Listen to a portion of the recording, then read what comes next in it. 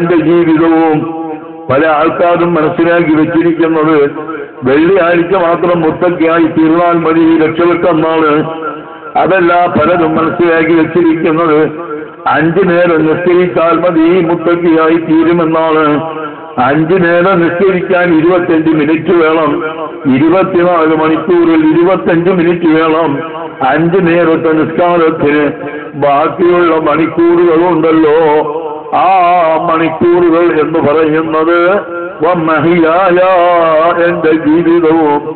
ബാക്കിയുള്ള എല്ലാ മണിക്കൂറുകളും അതിൽ കുടുംബത്തിനെ പോറ്റാൻ വേണ്ടി, കുടുംബത്തിന് അന്നം തേടാൻ വേണ്ടി ചെയ്യുന്ന കച്ചവടങ്ങളും തൊഴിലുകളും കൃഷികളും ഗൾഫ് ജീവിതങ്ങളും ഹലാലായ മാർഗങ്ങളുമെല്ലാം ഈ മഹിയായ എന്ന് പറഞ്ഞതിൽ വരുന്നുണ്ട്. ഇനി അതുമാത്രമല്ല, ഒഴിവ് സമയം കിട്ടിയാൽ ആ ഒഴിവ് സമയങ്ങളും അതിൽ വരികയാണ്. പലരും വിചാരിച്ചത് നിസ്കാരത്തിൽ മാത്രം അല്ലാഹുവിനെ പേടിച്ചാൽ മതി, ബാക്കിയുള്ള സമയമൊക്കെ സിനിമ കാണാം, ബാക്കിയുള്ള സമയമൊക്കെ നാടകത്തിൽ പങ്കെടുക്കാം, ബാക്കി സമയങ്ങളൊക്കെ ചാനലിന് വേണ്ടി ഉപയോഗിക്കാം, ബാക്കി സമയങ്ങളൊക്കെ ഹറാമിന് വേണ്ടി ഉപയോഗിക്കാം എന്നൊക്കെ വിചാരിക്കുന്ന മഹിയായ പറഞ്ഞ് നിസ്കരിക്കുന്ന സുഹൃത്തുക്കളെ, ഇസ്ലാം നമുക്ക് വാഗ്ദത്തം ചെയ്യുന്ന തഖ്വ അത് വേണ്ട വിധത്തിലായില്ല എങ്കിൽ നമുക്ക് രക്ഷപ്പെടാൻ സാധ്യമല്ല.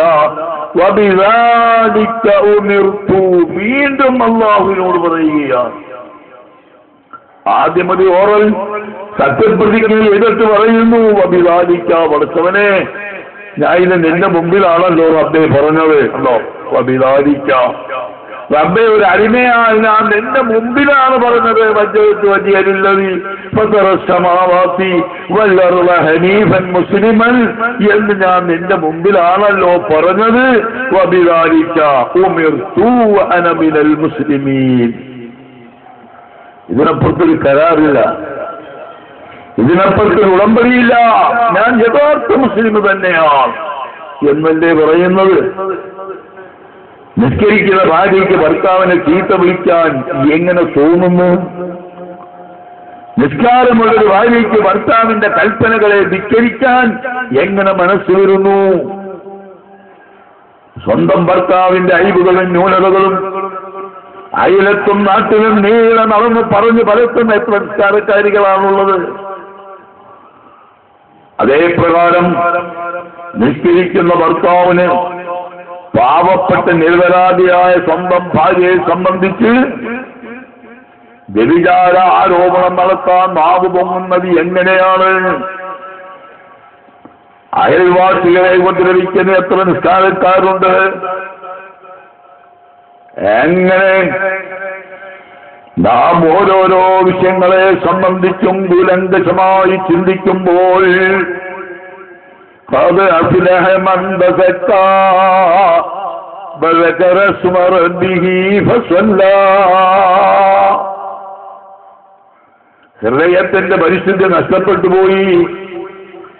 ഹൃദയത്തിന്റെ വിശുദ്ധിയാണ് നാം നേടിയെടുക്കേണ്ടുന്നത്. വുദൂ ചെയ്തതിന്റെ ശേഷം അല്ലാഹുമ്മ ഇജ്അൽനീ മിനൽ തവ്വാബീൻ വജ്അൽനീ മിനൽ മുതതഹിരീൻ വജ്അൽനീ മിൻ ഇബാദിക സ്വാലിഹീൻ. അല്ലാഹുവേ, എന്റെ പശ്ചാത്താപം നീ സ്വീകരിക്കണം. ഞാൻ ഇതാ വുദൂ എടുത്തിരിക്കുന്നു, നിസ്കരിക്കാൻ വേണ്ടി വരികയാണ്.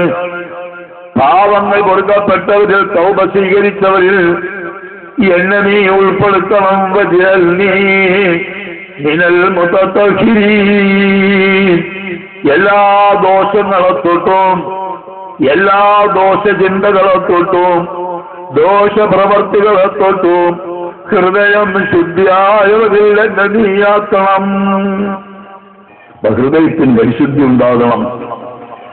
ആ ഹൃദയത്തിന് പരിശുദ്ധി ഉണ്ടാക്കുന്ന ആത്മീയമായ ചികിത്സയുള്ള കൂട്ടത്തിൽ അതിപ്രധാനമായ ചികിത്സയാണ് സയ്യിദുനാ മുഹമ്മദ് റസൂലുള്ളാഹി സ്വല്ലല്ലാഹു അലൈഹി വസല്ലം. വലിയ വലിയ കുഴപ്പങ്ങളിൽ പെട്ടുകിടന്ന